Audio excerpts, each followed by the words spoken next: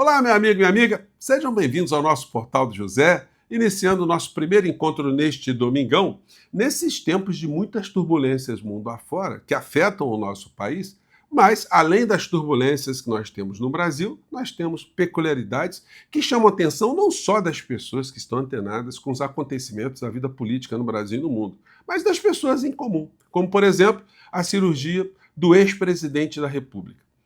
Todos nós que temos aquilo que é chamado de empatia, nos preocupamos sinceramente quando alguém está passando por algum sofrimento, está passando por alguma dor, algum tratamento, alguma cirurgia, alguma dificuldade. Nós temos essa coisa que está dentro de nós. E nós exercemos voluntariamente algumas coisas que possam ajudar a uma pessoa a ter uma situação melhor naquela dificuldade. Mas essa é uma obrigação moral que nós nos impomos.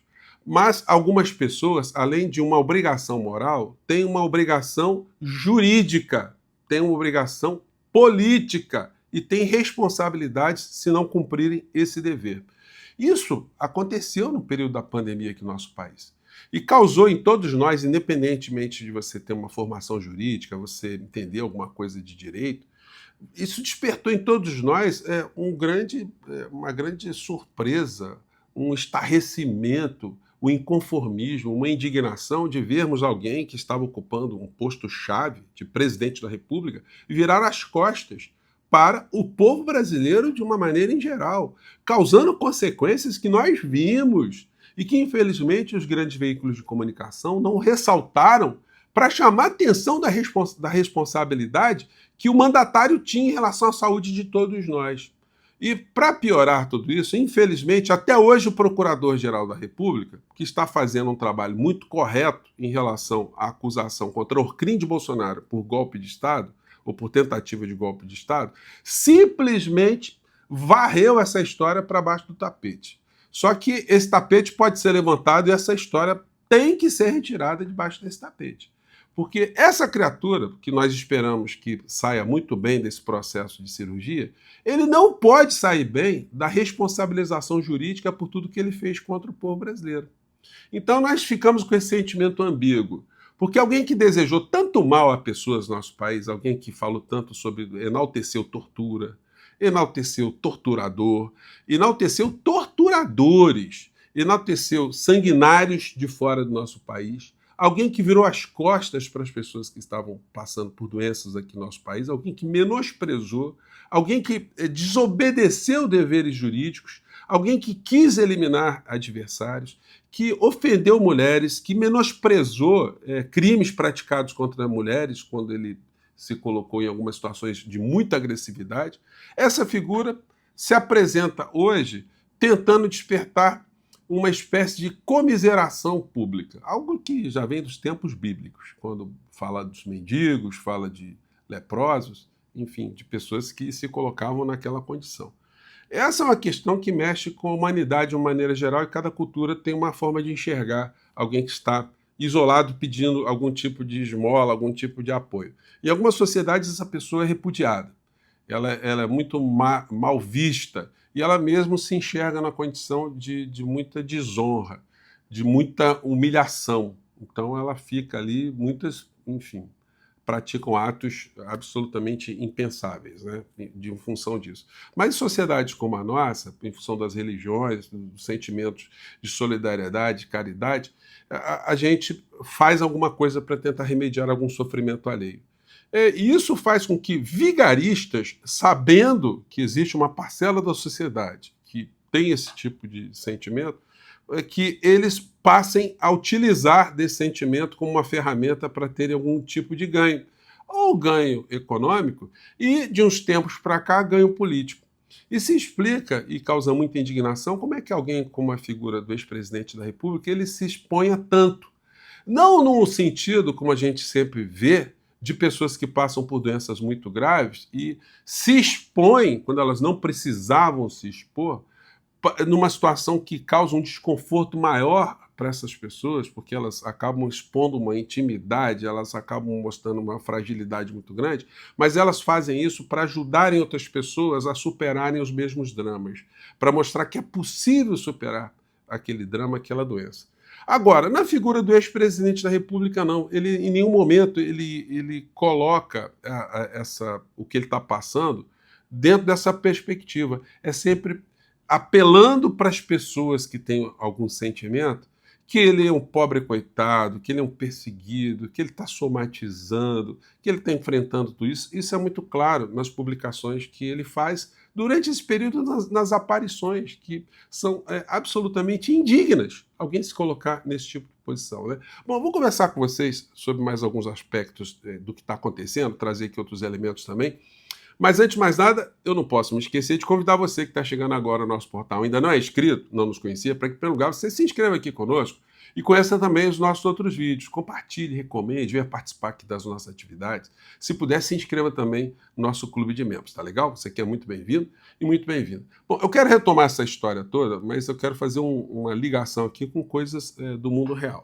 Bom, nós comentamos aqui no nosso portal essa história aqui, que o ministro Alexandre de Moraes abriu prazo de 5 dias, né, para que os membros da Orcrim de Bolsonaro se manifestem. Coincidentemente, ele teve esse problema aí, né, que não é mentira. O problema também, se a figura estiver fazendo esse teatro todo, movimentando essa estrutura toda aí, gente, realmente é coisa para o Oscar, né? Então, vamos afastar isso aí, vamos acreditar que tudo está acontecendo assim mesmo. Agora, a intensidade dessa história é que está sendo legitimamente questionada pelas pessoas. As pessoas têm o direito de questionar.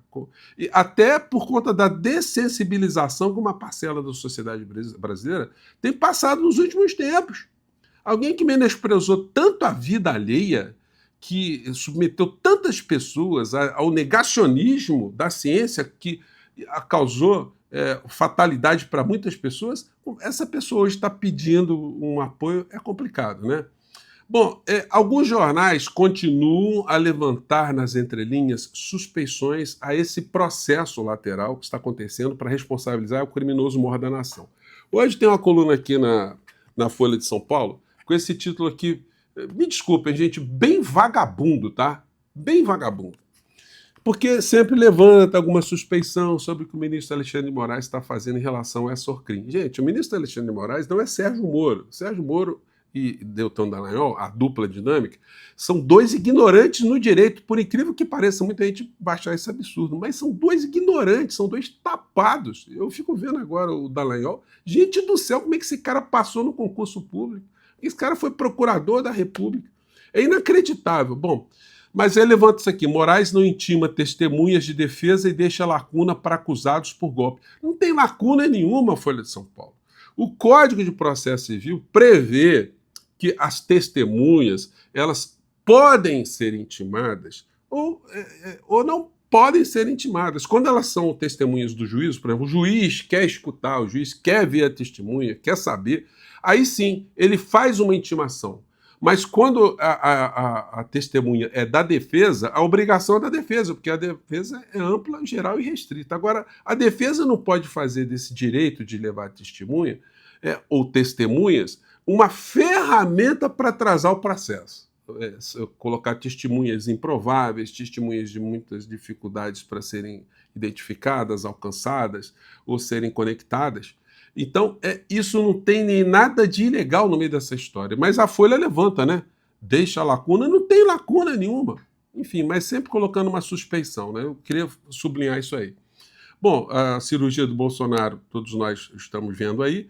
Enfim, e aí ele publicou o seguinte, fazendo mais aqui a tal da comiseração, né? Só para esclarecer aqui, gente, a comiseração, ela está prevista no nosso ordenamento. Alguém que se apresenta assim, olha só. É contraditória ou não é a situação? Alguém que está muito doente, aparecer com todo mundo sorrindo, gente, como se estivesse ali com o macaco Tião. É um negócio assim que, eu não sei, não bate, né? As coisas não funcionam. Aqui na lei de contravenções penais, tem o artigo 60, que fala de mendicância, mendigar por ociosidade ou cupidez. Prisão simples de 15 dias a 3 meses. Parágrafo único, aumenta-se a pena de 1/6 a 1/3 se a contravenção é praticada. A.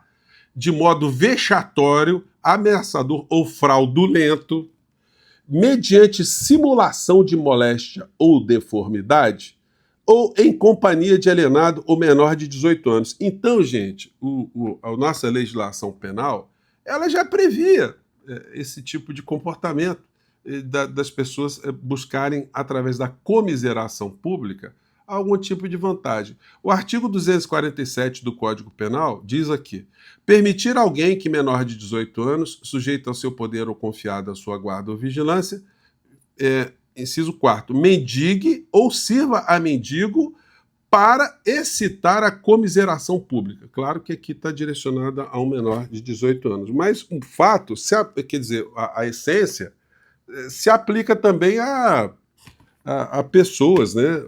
Eu quero mostrar para vocês aqui que esse tipo de exploração já foi detectada pelo legislador brasileiro lá atrás, né?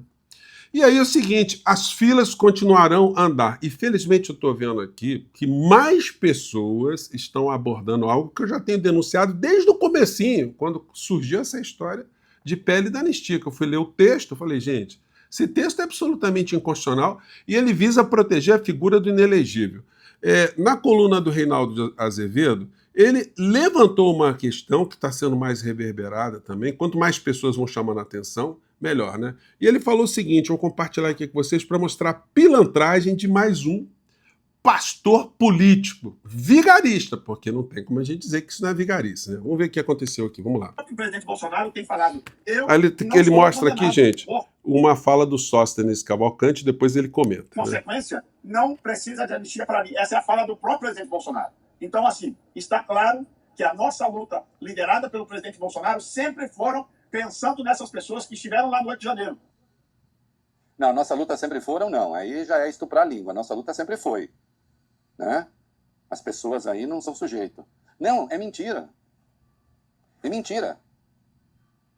O projeto adotado, o substitutivo do Rodrigo Valadares, do União Brasil de Sergipe, diz o seguinte, que ficam anunciados todos os manifestantes de 30 de outubro de 2022 ao dia de entrada em vigor desta lei.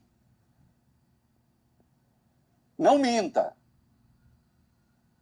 É muito feio isso. Aliás, pastor pode mentir?